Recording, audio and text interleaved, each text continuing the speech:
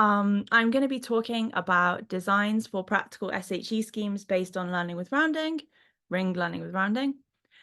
This is joint work with Mada, Anna, Rachel, Maruna, and Radu. And in particular, I stole some slides from Anna and Rachel, so thanks in advance. But any mistakes are, of course, my own. So without further ado, let's get to it. So, new laptop, I'm learning how to change the slides. Let's see, come on. Okay, amazing. So first of all, the question I guess we should ask, there's a lot of acronyms in that title. So first of all, I wanted to answer for you, what is ring learning with rounding? And to answer that question, to start with, we have to answer another question. What is ring learning with errors? So this is a slightly different case. We're going to let n be a power of 2 and q be a modulus, and we're going to consider the ring RQ. And then we're going to consider the tuple A times S plus E. So here S is going to be our secret and E is going to be our error. And our error is usually chosen, well, it's always chosen as a Gaussian. So this tuple is going to live in RQ cross RQ. That's going to be important later, so please bear that in mind. So we have two variants of this problem.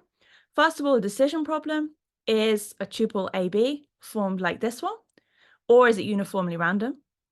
And then the search variant is to find the secret S, so that sort of yellowy orange thing in there. Okay. So then we might ask ourselves, how is ring learning with rounding? So I swapped the E for an R now. How is the learning with rounding variant different? So in this one, what we're going to do is we would like to have no Gaussian errors. And we're going to achieve this through doing a rounding operation on AS. So that E, the green guy who's now in a red box, is the one we want to target and get rid of. But if we just had AS, A being public, S being the secret key, this would not be good anymore. So instead, we need to change things up a little bit, and we're going to use a rounding instead. So what we're going to do is we're going to swap out adding an error for doing a rounding operation, which you can see in the box up there.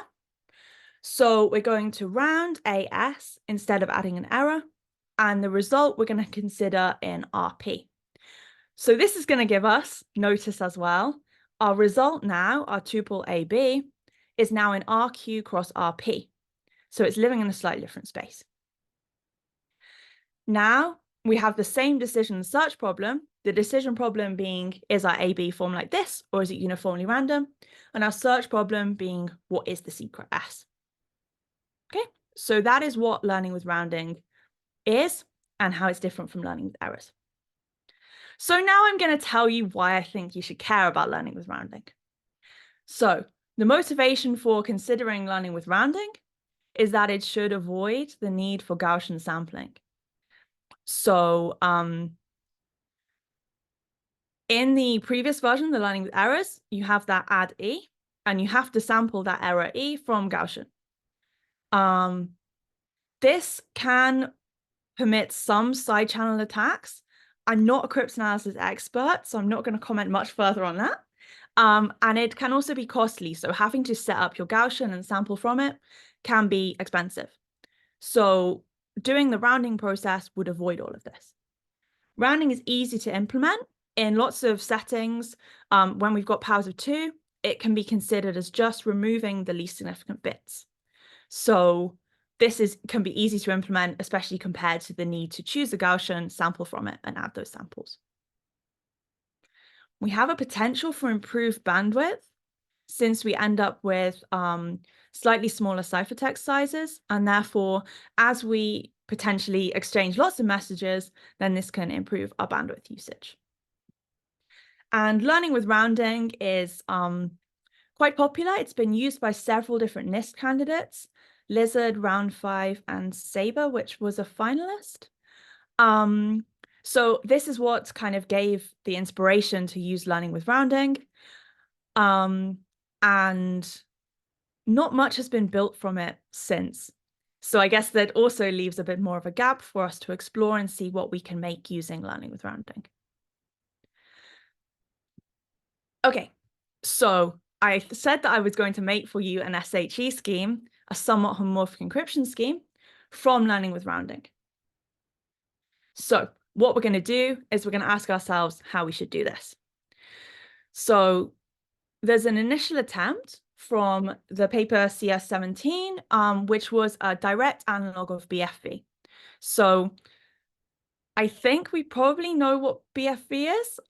For those of you maybe not in the know, it's an FHE scheme that's been around for quite a long time. And so the method of CS17 was to swap out everything from the BFV scheme, basically, for rounded versions. So change everything. BFV was based on learning with errors. So we want to change everything that was a with errors to a with rounding instead. So we have our public key pairs, which are outlined in the purple there. These are just learning with rounding samples. We have some uniform random bits, RKs. We have our message, which is in our message space. And we have some scaling parameter, just to make sure we're in the right place. And this ciphertext is going to live in RQ cross RP. So in the same way that our learning with rounding sample was also in RQ cross RP, so will our ciphertext be. So this was the initial attempt from 2017. And there was a problem with that. So when we multiply together two ciphertexts, CT and CT prime, say, at the beginning of multiplication, we do a tensor product. And when we create this tensor product, we get this equation that you can see on the screen. It consists of 3 parts, which are a combination of CT and CT prime components. Now, the potential problem we face here, I've highlighted in blue the ones that are living in RQ, and in yellow, the ones that are living in RP. So what we can see is that once we've created this tensor product, we now have some elements living in some rings, some elements living in other rings, some elements kind of mixed together with several different rings. So yeah, this is going to be a problem, and I'm about to tell you how that came about. So for those of you maybe stressing, what about the next part of multiplication? For today, we're mostly going to be focusing on this part of multiplication where we've done the tensor product. After this, we're going to do a relinearization to get everything back to being 2 elements ciphertext rather than 3 elements. But the technicalities we're going to worry about today are involved with this 3-element ciphertext, and therefore that's where we're going to stay for today. Okay, so the potential problem is that it lies when we do noise analysis. So when we do noise analysis, we normally lift to R. So imagine each of these RQ, RP, the little rings down here. And then if we lift that up to R, in one of the other prior works on learning with rounding FHE, LWR suggests that we consider C2, which was that first element, CT0, CT0 prime, in the ring RQ. Now, when we do this, oh, sorry, the box has gone from the K. When we do this, this creates unmanageable noise growth because we lift CT0, CT0 prime up to R, and this then gives us an extra plus KQ term. Then we have a problem. Well, if we were to go back to RQ, this would be fine because that plus KQ would disappear. If we were to not go back to RQ, this would be a problem. But if one of our things comes from a different ring, then that would also suffer from the same problem. So basically, we have an issue of potentially having unmanageable noise growth if we don't map things to the right places after we've done our noise analysis and after we've done our multiplication. Okay, so yeah, the question being, when we've done with our analysis, where should we map this result to? So once we've been in R, where do we go next? So this leads us to the tangled modulus problem. So this is what LWR, the previous work, one of the previous works on this topic, termed the tangled modulus problem. The tangled modulus problem is, where should these elements live after multiplication? So the question being, in which ring should we consider each element in order to avoid the unmanageable noise growth? So we've got our thing with those little squares on it like we had before, and we're going to define the invariant noise as n mult in the following equation. So you might recognize this from sort of other invariant noise type equations. This is analogous to the BFV world. But when we consider this, we might think about how these parts in front of C2, C1, C0 are going to scale away. And if we can choose the moduli accordingly, so that once we scale all these down by the things we're multiplying by, everything will turn out okay. So that's the sort of problem that we need to deal with. Where should everything live to make sure that the noise growth is manageable? So we have three possible solutions. The first one I'm going to talk about is that we carefully choose the modulus and we do our noise analysis to make sure that everything is manageable. And this is the one the schemes we introduce. It's LPR style learning with rounding. The second solution is we could alter the rescale operations to avoid the problem. So we could basically alter what's going, oh, no, this is the old version of the slide. Sorry. Yeah, so basically what we're going to do is instead of dealing with that, we're going to change things around so that we don't have to deal with this. So we add something to the evaluation key. That means that we're going to avoid this problem. So when we evaluate things, it's not an issue. And the third solution, which is the work cited at the bottom, it's the LWR work I mentioned before. This solution is to base the learning with rounding scheme on a different scheme to BFV entirely. So LWR et al., they decide to base it on GSW instead, which is another way around the problem. But it was believed before our work that it was impossible to do so based on BFV. So we have shown that it's not so. And we're going to focus today on the first solution, which is just to carefully choose the moduli and to do noise analysis so that everything turns out okay. Cool. So now I've said we're doing LPR style. There's so many acronyms here. So I said that we're doing LPR style. And so in order to tell you what LPR style is, I need to first tell you what LPR is so that we can do things in the style of it. So I'm going to introduce the scheme here. We have our key generation, which is choosing our secret key, choosing our public key, and you can see the public key is chosen as a learning with error sample. Then we're going to encrypt. So when we encrypt, we're also going to use the adding errors situation. Our message is in the message space. And then we're going to decrypt using the process that's on the slide. We're going to rescale and multiply by S and round and take mod T. Okay, so this is the process for regular LPR style.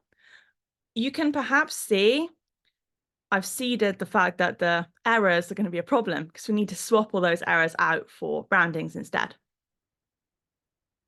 The multiplication, again, we end up with, we're just going to focus on the bit that the scalar product part that the tensor product part that we were worrying about, and have this C2, C1, C0, which here is called D0, D1, D2.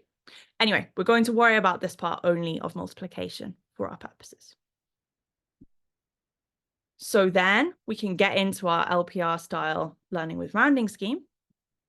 So now I stole a slide from Rachel and she helpfully highlighted in orange all of the pieces that are slightly different. So you can see that now we have our secret key, which is in our R. We then have our public key, which is now chosen as a learning with rounding sample. We then have encryption, which makes our ciphertext, which is in RQRP.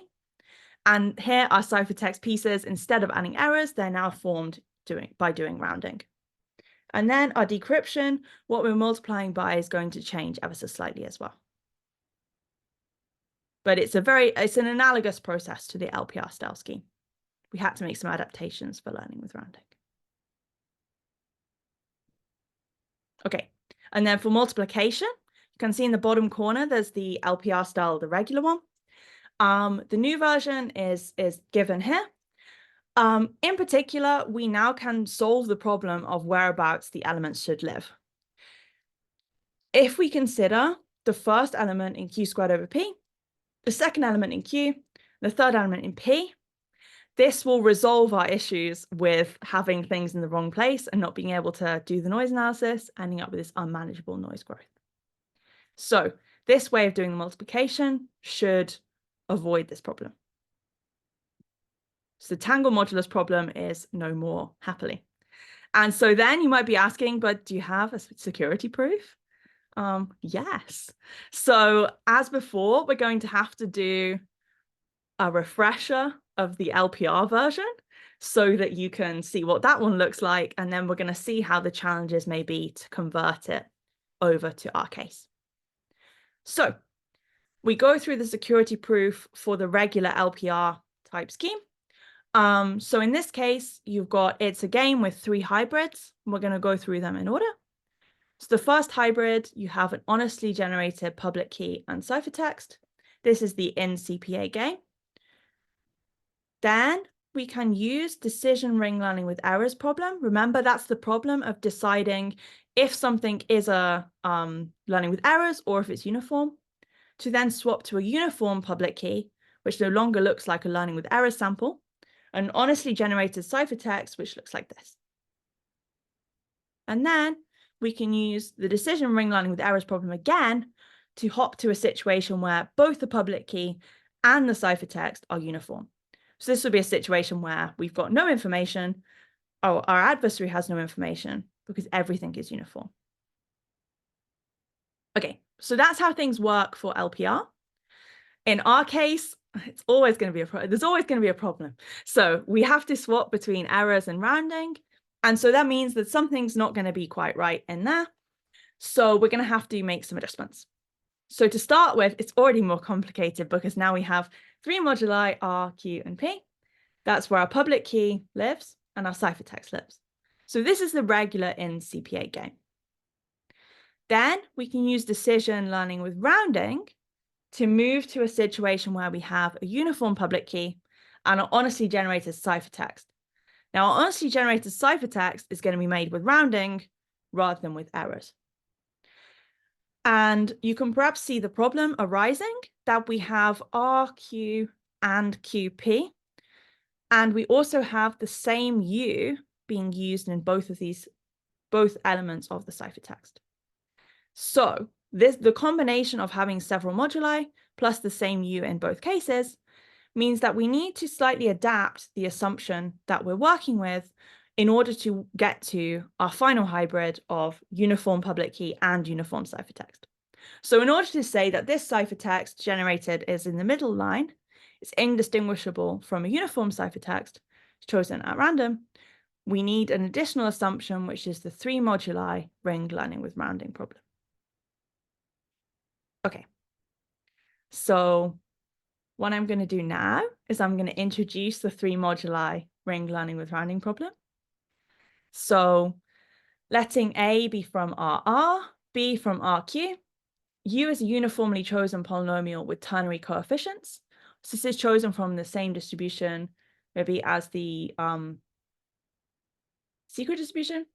The decisional 3 moduli ring learning with rounding problem will be to decide whether the tuple AB, AU rounded, BU rounded, is indistinguishable from uniform tuples in the right spaces.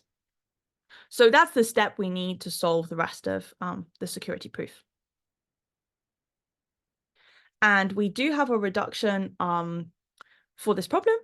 And our reduction has the additional restrictions on the moduli that Q should divide R and PR equals Q squared.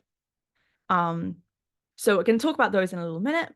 But yeah, basically, we can say that if there's an efficient algorithm for the 3 moduli variant, there is an efficient algorithm for regular ring learning with rounding. So we have a security proof which reduces the security to that of the ring learning with rounding problem.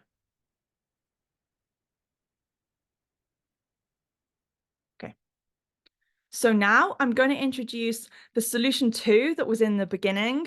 I said there were 2 different ways to do this, the first being the LPR, the second one being the Regev style. So I'm just going to briefly mention that now. So a question we might ask ourselves is it possible to perhaps generalize things a little bit to reduce the restrictions on P and Q? So our LPR scheme works well for powers of 2. So Q divides R and PR equals Q squared. If we take all of these moduli to be powers of 2, this works out very nicely. And this is natural for rounding. Like I mentioned in the beginning, the rounding is then equivalent to just losing some of the least significant bits, which is quite easy to implement. But we might want to explore alternative schemes to potentially avoid this restriction on the sizes of the moduli. So the other solution we might have is a Regev style scheme, which is where we generalize. Again, so what we're going to do is we're going to alter the scheme. We're going to change the evaluation key, and we're going to be able to remove the condition Q divides R. And this is going to give us provable security for prime P and Q with no other restrictions. So yeah, our Regev style scheme, it's going to be slightly slower, but it is going to have provable security in the case of prime P and Q. So in the interest of time, I didn't introduce this scheme here. But yeah, there's another way of doing it, which is a slightly different situation. So now we're going to introduce some results tables. So you can see this is normally the part of the presentation where I'm like, okay, cool, fine. But now I'm giving the presentation. Here we are. So the first thing that we wanted to do is, because our schemes are both analogues of BFV, we wanted to try to give a comparison to BFV asymptotically. So we have here the public key size, the ciphertext size, and the security assumption of our LPR style scheme, Regev scheme, the prior work, which is the LWR paper that I was mentioning earlier, and BFV, the original one. So you can see that the public key size and the ciphertext size should be slightly smaller, and the ciphertext size should be slightly smaller in our case. It's asymptotically larger in the LWR case, and the security assumptions for ours are with rounding, and the other one with learning with errors. Okay, so then the other thing that we wanted to do was to try to have a concrete comparison with BFV. And folks who are developing implementations of BFV have been doing an amazing job making very, very many speedups, which means that a lot of implementations have loads of cool additions done to them to make them super fast, which is kind of tricky when you're trying to prepare a scheme you just made up. So what we did is we made a proof of concept Python implementation with the goal of comparing the ciphertext sizes between our schemes and BFV. The idea being that we thought, well, going to learning with rounding should ideally give us some bandwidth improvements. So we'll check out how this ciphertext size improvement looks. So in order to do this, we look for parameter sets with minimal ciphertext size such that we would achieve 128 bits of security, and also that our decryption would be correct, because we want all of these things. And so we decided to evaluate a circuit, a tree-shaped arithmetic circuit with depth L, each level being 8 additions and 1 multiplication. Additions being cheap, multiplication being not cheap. So yeah, this is how we decided to evaluate things. And this leads us to some concrete results. So in this table, there is the logarithm of base 2 of the minimal ciphertext size in kilobytes supporting L levels. So each column is a different level. For the specified circuit, that being the 8 additions, 1 multiplication circuit per level. And we calculated this using our proof of concept Python implementation. So you can see that the LPR-like scheme outperforms BFV by the ciphertext sizes are slightly smaller in every case. The Regev scheme is also in there for comparison. it's, again, very similar, slightly smaller, or the same. And the same for plaintext modulus T is 2 to the 8th, so a larger plaintext modulus as well. We see the same situation. So through the implementation that we did, we can see that the ciphertext sizes are slightly smaller. We gain at every level. And so the hope is that in applications where you're exchanging many ciphertext, that this could be a useful alternative. Okay, so then finally, we might ask how we chose parameters for this. So because the tool that we often use to choose parameters for concrete security is the lattice estimator, which is built for learning with errors, then we needed to do a little bit of work in order to work out how we would deal with learning with rounding in the lattice estimator as well. So the solution for this was to interpret our learning with rounding instances as learning with errors instances, and we modeled the implied learning with errors error distribution as a Gaussian in the way the estimate or the schemes paper does. And we took P and Q as powers of 2 for the performance reasons that we talked about earlier. And then we choose the ratio of moduli Q over P to be 16. And this makes, using the formula, sigma to be 4.61, which is pretty close to the standard choice of sigma as 3.2 that we usually take. Okay, so then this gave us some parameters. So we have concrete parameters which are comparable to BFV. So in summary, what did we do? We designed 2 somewhat homomorphic encryption schemes based on the ring learning with rounding problem, Regev style and LPR style. And the problem that we solved is that it was not previously thought that we were able to do a BFV-like scheme from ring learning with rounding, and we can. Not only can we do it, but the parameters that we achieve are comparable to BFV, and we get improved ciphertext sizes, and we have a thorough security analysis with a proof for each of the 2 scheme types. So then the thing we might ask ourselves, what can we do next? Well, we would like to be able, I mentioned about all of the cool speed ups that everyone has in their libraries. It will be amazing to take advantage of some of these. The other thing is an RNS variant. So the eagle-eyed amongst you might have thought when I told you what the moduli restrictions were, but how can you do RNS using this? So this is something that we're currently, it's currently in progress. We need to tweak things a little bit to make sure that this is possible. Can you build other things from learning with rounding? So we mentioned that since learning with rounding was used in some NIST candidates, it seems to be a little understudied. People have not built so many things from it. We might want to see what other things we could build. Maybe some applications like we talked about that can leverage the fact we have smaller ciphertext sizes. So applications where you're exchanging a lot of messages, such as PSI, something like that. And potentially your cool idea here. If you have something that you think, oh, this sounds like this would be useful for this, then yeah, please tell me about it, and I would love to hear. So I spoke quite fast, I think, because I was nervous. No one asked any questions during, so we got a little quickly.